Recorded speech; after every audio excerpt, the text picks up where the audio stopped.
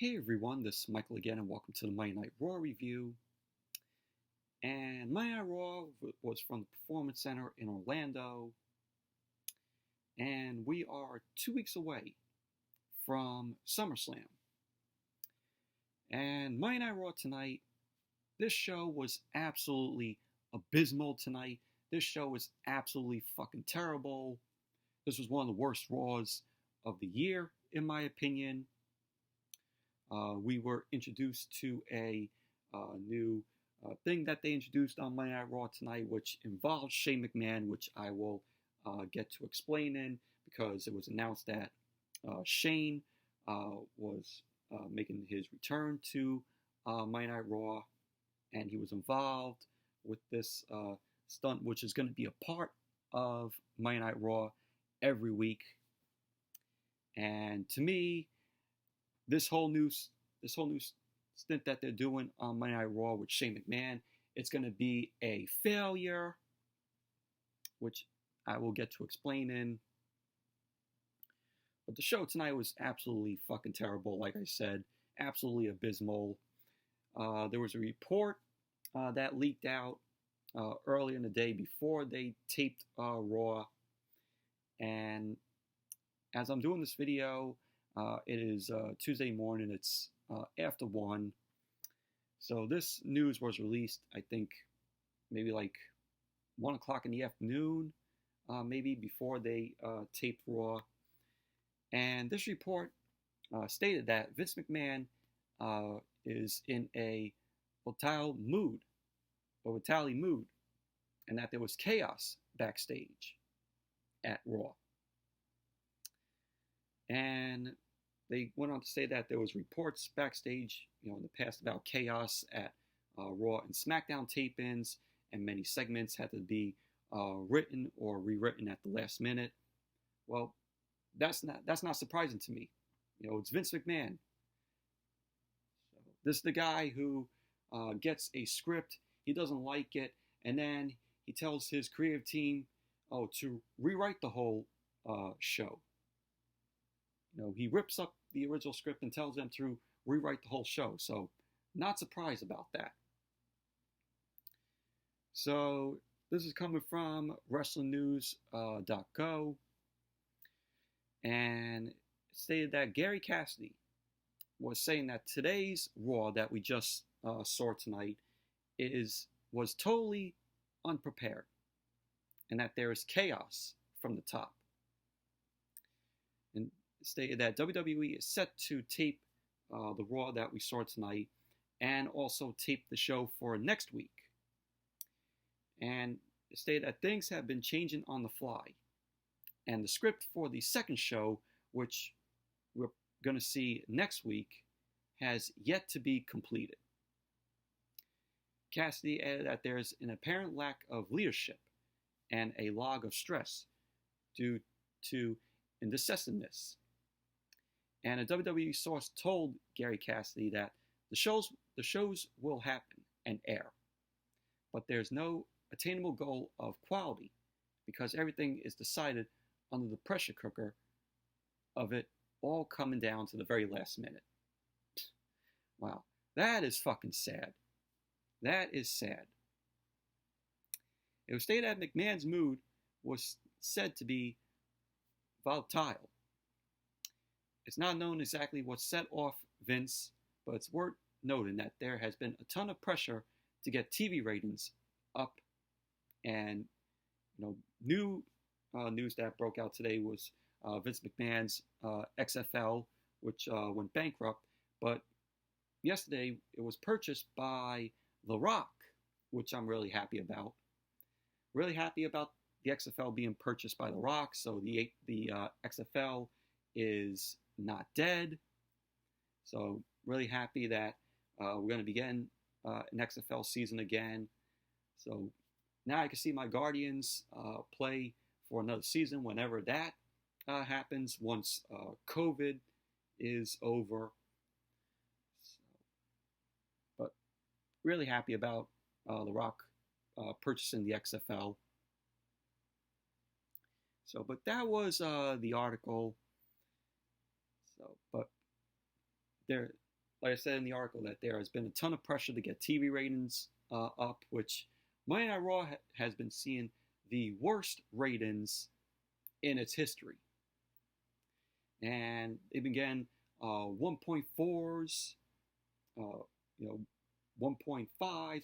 I am waiting for the day until Monday Night Raw gets a 1.0. And if that day comes, I will be laughing. I would be laughing hysterically, because that might shake up, or hopefully might shake up, Vince. But you know, if Vince sees that rating, he's not going to do anything. He's not going to give a shit. But that was a report that went out earlier in the day. But let's jump right into the Raw review. Gonna make this hopefully short. So Monday Night Raw opened up tonight with the United States Championship match. MVP versus Apollo Crews. And right when Apollo Crews was making his way out, the lights went out in the Performance Center. So the commentators, Samoa Joe, Byron Saxton, Tom Phillips, were all wondering, what was going on. And then Apollo Crews' music ends up hitting, and so he gets in the ring. The lights go out again. And so the lights end up coming back on. Tom Phillips ended up stating that there has been some bad weather in the area. And yes, there was bad weather in that area because of the tropical storm that was there. And the tropical storm is going to be eventually hitting us tomorrow in the afternoon. So yeah, the tropical storm is coming up here tomorrow.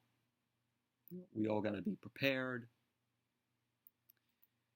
So, well, later in the day, because it's already Tuesday, so later in the day, the tropical storm will be here. So we all got to be prepared. So, but they stated it was because of bad weather, but there was something that happened later on in the show, which we all know why the lights went out in the Performance Center, which I will get to.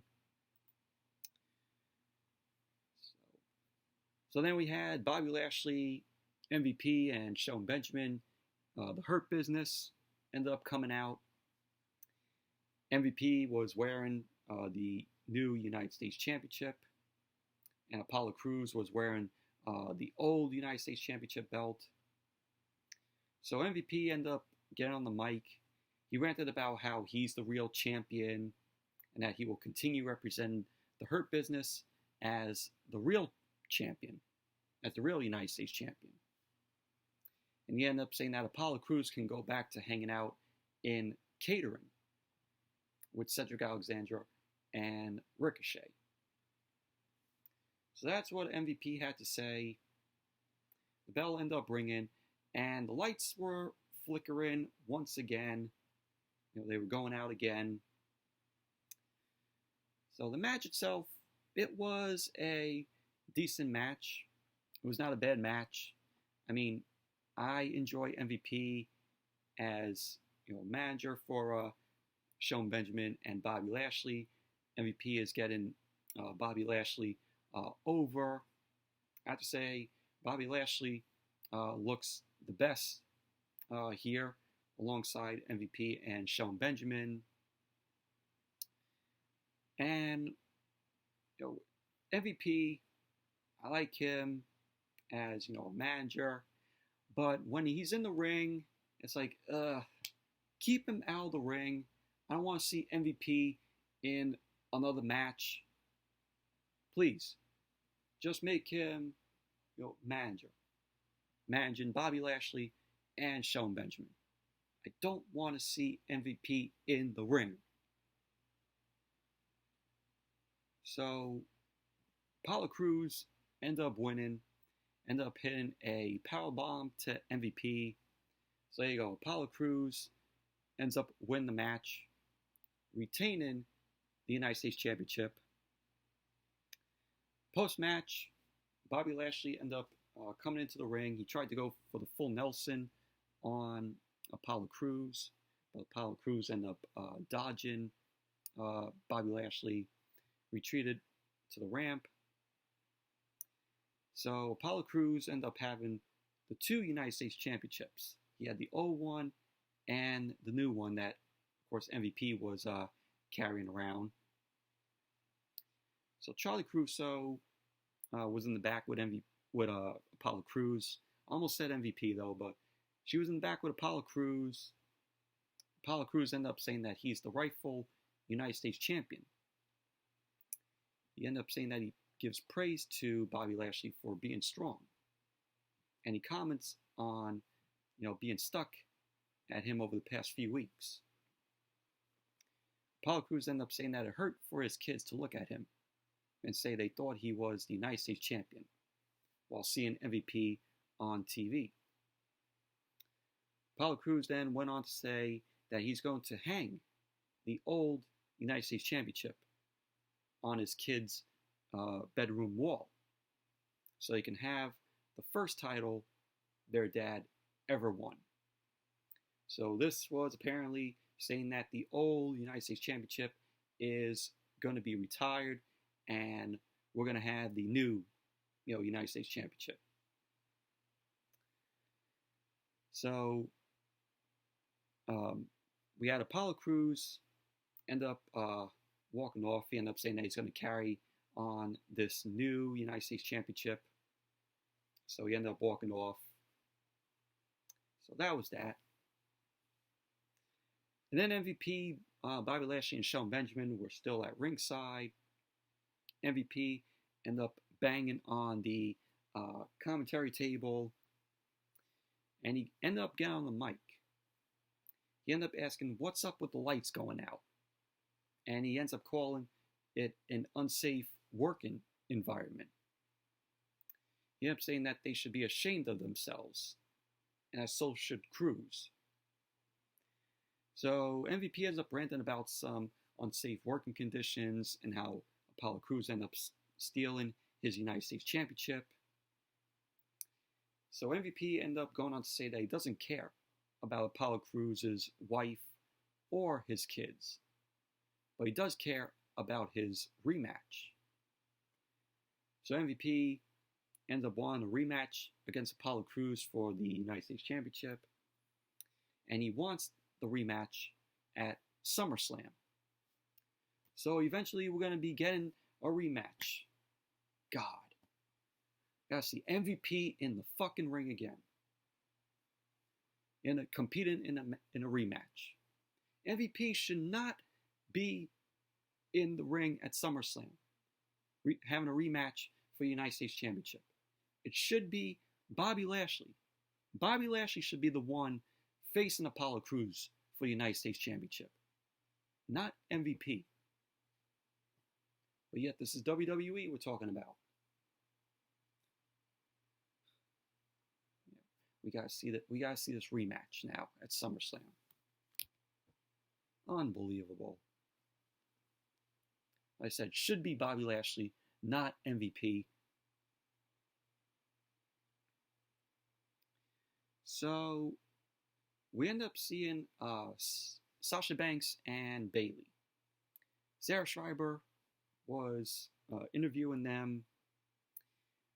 They're asked if any of the titles will be defended at SummerSlam. So both Bayley and Sasha end up mocking and insulting Sarah Schreiber. They end up saying that they bought something special, and it's a video package. So the video package was with the WWE announcer, and it was a video package on how dominant both Sasha and Bayley are, and we saw that, and it was cut right to Asuka backstage, and Asuka was ranting, yelling in Japanese, and she ends up saying, "Revenge is very, very sweet." And So then we went back to Sasha Banks and Bayley, which they were upset with Asuka interrupting their video. And they went on about how unprofessional this is. So Shane and Basler end up walking up. Shane ended up saying that it looks like they're having fun. Basler ended up saying that a problem is how Sasha snaked her way to the Raw Women's Championship. She ended up saying that she's been waiting for a chance to have some fun. So she ended up hitting Sasha, and that was that.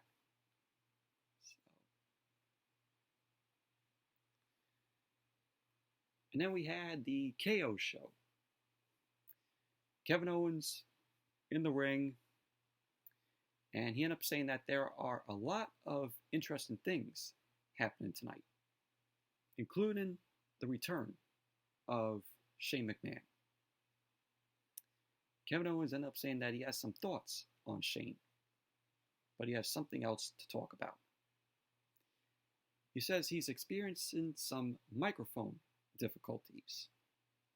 So we had the lights flickering in the PC, and then we had microphones going out. We had the microphone going out. So he ended up going on and ended up saying that he wants to talk about something with a friend of his. So Kevin Owens then ended up introducing his guest for the KO show. And his guest was Ruby Riott. So Ruby Riott ends up coming out,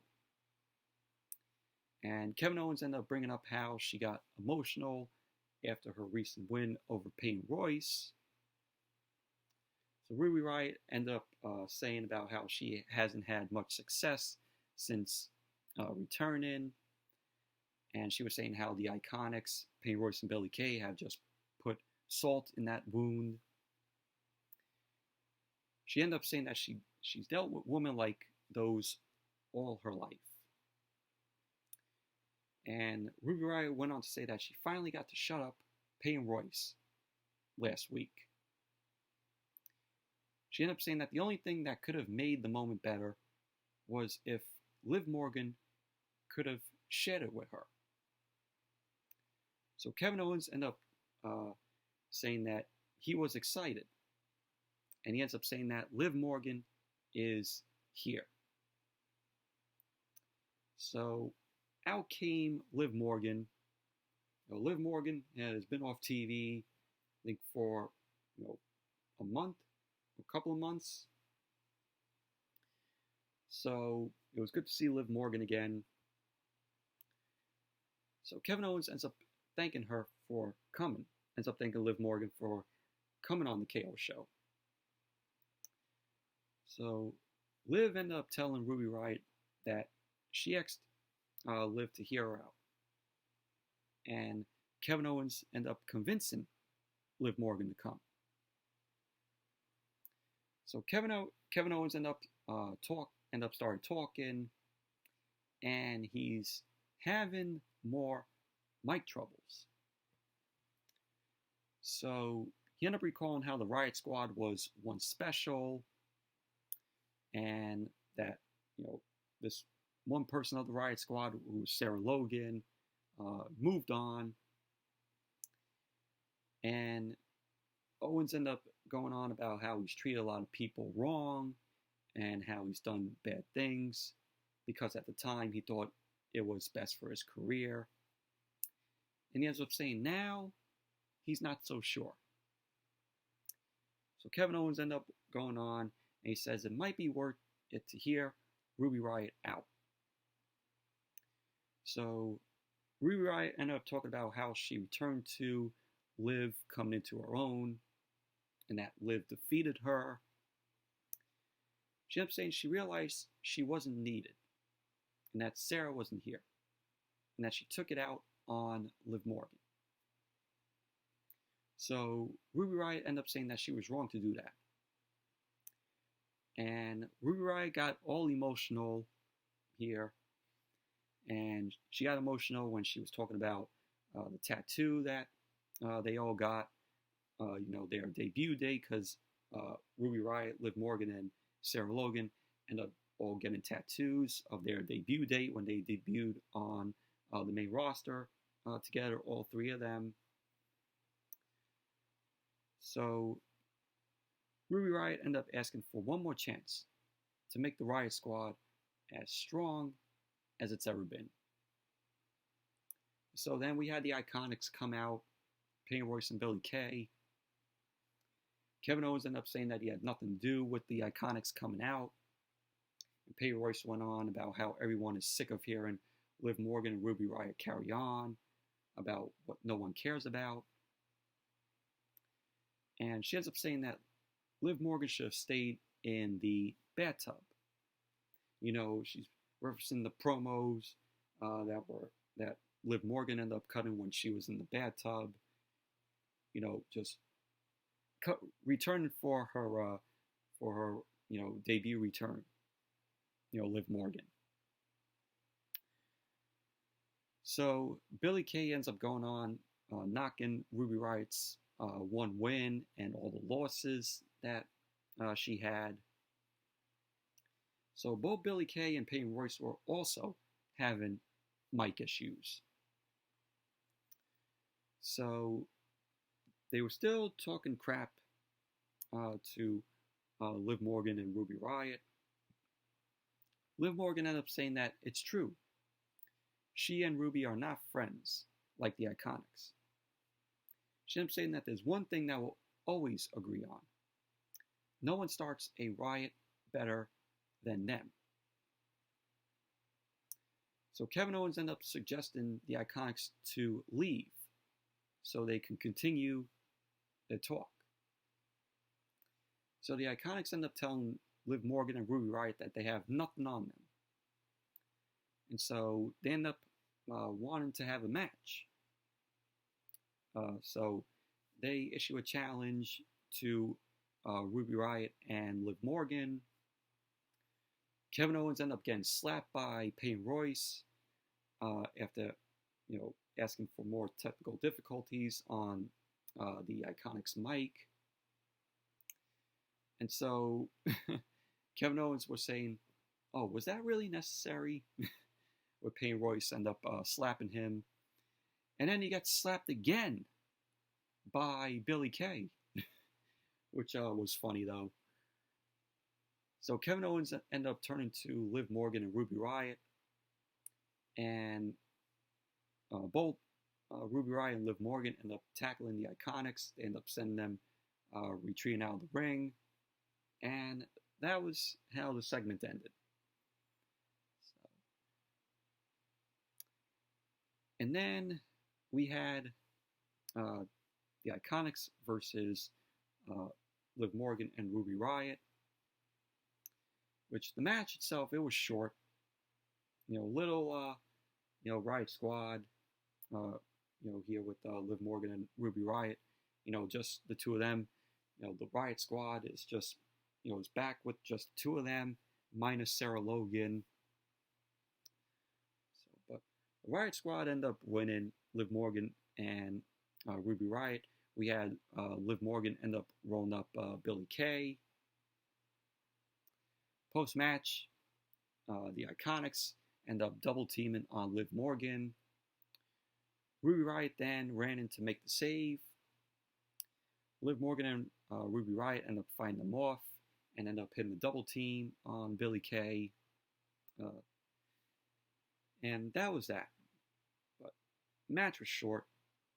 Nothing special happened in the match. So then we went to Tom Phillips. Tom Phillips ended up sending us to Charlie Caruso. And we see a bunch of production boxes and equipment fell over. And Charlie Caruso ended up saying that she was told that these had to do with the lights going out and the mic troubles, and that it was no accident. So MVP ends up walking up. He he ended up saying that he's still not happy with the unsafe working conditions. And, of course, his loss to Apollo Crews earlier. Charlie Cruz ended up revealing that Apollo Crews has accepted MVP's United States Championship rematch at SummerSlam. And so Shelton Benjamin ends up walking up, and he ends up saying, someone has stolen his Jobber Ninja Turtle 24/7 championship. So MVP ended up saying that they will find out who did this, and that they will teach them a lesson. So that was that. And then we had a really good promo from Drew McIntyre and Randy Orton, which really enjoyed that, where McIntyre ended up saying that Orton has been preying on vulnerability for 20 years, and he ended up saying that it will never happen again.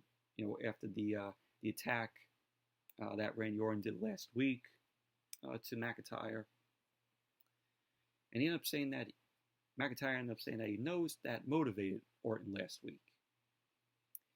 He ended up saying that he knows Randy Orton is just motivated to take the WWE Championship, as he is to keep it. Drew McIntyre ended up going on to say how Vince McMahon once told them both that they would be the future of the company. And McIntyre ended up saying that Orton had everything handed to him and spoon-fed to him because of his dad. Of course, Cowboy Bob Orton, WWE Hall of Famer. And he also ended up mentioning how Evolution and how they always cleaned up for Randy Orton and the mistakes that he made. So pretty much that was basically that. Randy Orton ended up coming out. So it was a good promo from the both of them. Like I said, I don't want to make this review long. So, well, it's already 27 minutes, so might as well. I don't want to make this, a 40-minute review. We had Nia Jax and WWE producer Pat Buck in the ring, where apparently Nia Jax is suspended because she ended up attacking Pat Buck again. The whole segment was terrible. Garbage. Akira Tozawa versus Shelton Benjamin versus R-Truth. Triple threat match for the Jobber Ninja Turtle 24/7 Championship. Did not give a shit. Akira Tozawa and his Foot Clan was out there. Akira Tozawa ended up winning. He's now the Jobber Ninja Turtle 24/7 champion again. He ended up hitting the pay dirt on R-Truth. But fuck that title. Fuck that Jobber Ninja Turtle 24/7 title. Sasha Banks versus Shayna Basler. This was pretty decent. The match ended in a no contest, which was retarded because because Asuka ended up attacking Bayley. The referee ended up calling for the match for some reason, which was stupid.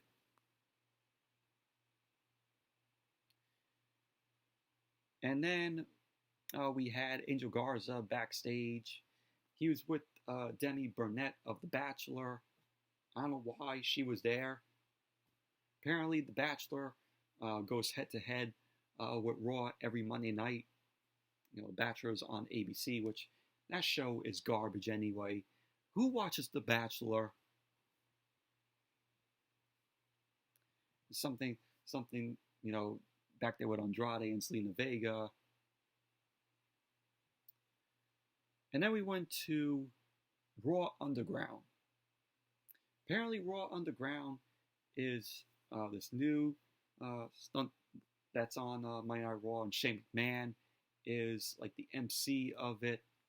This thing was fucking terrible. This Raw Underground is going to be a total failure for WWE. All right, Raw Underground. think of it as a combination of Lucha Underground and UFC. That's what Raw Underground is. Apparently, it has some guys there, and these guys are in the ring. There's no ropes, and they're just going at it in the ring. Apparently, WWE wants to bring back their Brawl for All, because people were mentioning how this Raw Underground is like the Brawl for All that they did back in '98 during the Attitude Era, which also was a failure for them. It's like they're trying to recapture that, and it's just going to come out as a failure. And this is going to be every week on Monday Night Raw. This Raw Underground shit is fucking terrible. Absolutely terrible. If I wanted to watch this, I would rewatch Lucha Underground, which that was awesome. Lucha Underground was fucking awesome. Great storytelling, great wrestling from that talent on that show. And hell, John Morrison, when he was known as Johnny Mundo on Lucha Underground, he was awesome on Lucha Underground. Watch that Johnny Mundo on Lucha Underground. Big difference than how he's being booked now in WWE on SmackDown with The Miz. Big difference if you go back and watch John Morrison on Lucha Underground when he was known as Johnny Mundo. The guy in Lucha Underground was a Lucha Underground champion. And then UFC, I could watch it. I could watch that. I could watch it, that. Even though I'm not a huge fan of UFC, I've seen, bits and pieces of it from time to time, but I don't watch it regularly when it's on. But this Raw Underground shit is going to be a total failure for them. It's terrible. And so then we had, go back to my notes here. Then we had Angel Garza versus Angelo Dawkins. We had Angel Garza end up winning.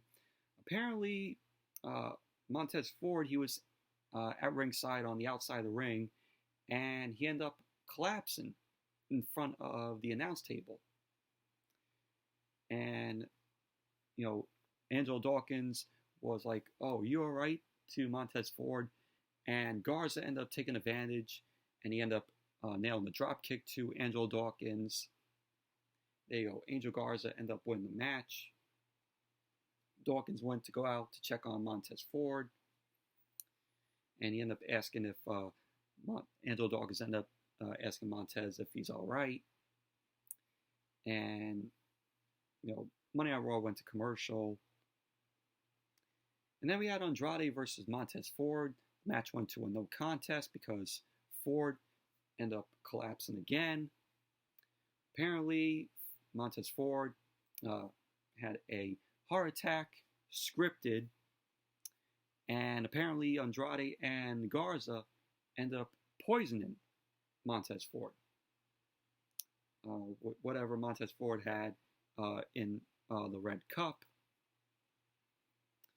But after post-match, you had the referee end up yelling for a doctor to come out. The doctor came out, checked on Montez Ford. Montez Ford was flat on his back, and he was very dazed. And this is all going to lead to a match at SummerSlam between Garza and Andrade versus the Street Profits, with the Raw Tag Team Championship going to be on the line.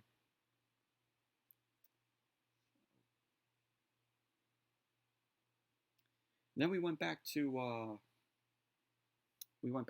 Underground. We had Erica the Viking Raiders was involved in the fight. So more bullshit with that Raw Underground shit. You also had Bianca Belair make an appearance. Which I enjoyed seeing Bianca, and she went at it with Zelina Vega because Bianca Belair wanted to know who poisoned her husband, Montez Ford. So Zelina Vega ended up saying that she'd never do something like that. So Bianca ended up attacking Zelina, and they ended up brawling. So that was that. So it looks like we're going to be getting Zelina Vega versus Bianca Belair, and Zelina Vega is going to be in the ring again in a long while. It's been a while since we've seen Zelina in a match. So I wouldn't be surprised if we see that next week. Then Tom Phillips ended up showing us camera footage from earlier in the day. And we saw several men and women. They were dressed in black. And then they were run up to I guess it looked like an amplifier. And they were throwing fire bombs at the amp. And as they were throwing it, the amp was on fire. They ended up yelling, and cheering. And this is stated why the power kept going out in the Performance Center, and all the mic troubles, with Kevin Owens and the IIconics, right there. So we saw that. And that might be the new faction or stable that they announced earlier in the day, because apparently they ended up saying, a new faction, a new stable is going to be debuting tonight. Could that be that? So we'll have to wait and see. And then we had Seth Rollins and Buddy Murphy. And Seth Rollins ended up taking the mic and to discuss his SummerSlam challenge with Dominic. And he addressed Tom Phillips because Tom Phillips was cheering on Dominic last week while him and Buddy Murphy were being attacked. And Samoa Joe ended up standing up. And he ended up saying that that's not going to happen because Rollins was threatening Tom Phillips. So Samoa Joe ended up standing up, and he ended up saying that's not going to happen, whether he brings Buddy Murphy or not. So Joe ended up telling Rollins to get into the ring and make the point he came to make, or else Joe ended up saying that he will smack Rollins in the lips and beat his disciple down. So Buddy Murphy was staring at Joe from the side. Rollins ended up telling Joe he does not want to do this. Joe then took off his headset and ended up saying, yes, he does. So Rollins ended up getting back to the ring along with Buddy Murphy. He ended up telling Joe to come to the ring, and what happens is not his responsibility. So Joe ended up was getting ready for a fight. Raw went to commercial. Then when Raw came back from the commercial, Joe was on the outside of the ring. Rollins and Murphy ended up having chairs in the ring. And then we see Dominic end up attacking from behind, had a kendo stick in hand. He was hitting the kendo stick to Rollins and Murphy. And so Joe ended up getting back on the, getting back to the commentary table. So this was a distraction that was made by Joe for Dominic to head in and attack Rollins and Murphy. So we had Dominic end up using the kendo stick, and he ended up slamming Rollins and Murphy with it. He then hit the 619 on Rollins, and he went to the top, and he ended up delivering a big splash. Dominic ended up delivering a big splash to both Rollins and Murphy on the outside, which that splash looked awesome from Dominic. So Rollins ended up getting on the mic. He said he had enough. And he ended up saying that if Dominic wants to fight at SummerSlam, he accepts. So there we go. We're getting Dominic versus Seth Rollins at SummerSlam. But overall, the segment I thought was okay. And then we went back to Raw Underground. Dolph Ziggler was in the ring with a competitor. We had the Hurt Business arrive. Shane ended up giving MVP the mic. MVP ended up saying that until further notice, Raw Underground is being controlled by the Hurt Business. So MVP ended up asking, who wants to fight Bobby Lashley? So a random guy ended up stepping in, ended up getting dominated, and MVP ended up saying that Lashley is having too much fun. So basically, it was just the Hurt Business beating up these guys. And at one point, you had D.L. Madden, NXT superstar D.L. Madden, who was once on the commentary table for Monday Night Raw, step up, and they went at it. So basically, it was just that. And then Monday Night Raw went off the air, and we had MVP end up taking the mic, and he poses with Shelton Benjamin and Bobby Lashley. He ended up saying that the Hurt Business and business is going to be booming. And that was that. But this was terrible. This whole Raw Underground shit is going to be a failure, like I said. Absolutely terrible. And that was Monday Night Raw tonight. God-awful show. Abysmal. Terrible. And yes, that's what I gotta say. That's what I gotta say about this show tonight. God-awful. So, anyways, that's it for the Monday Night Raw review. Thank you all for watching.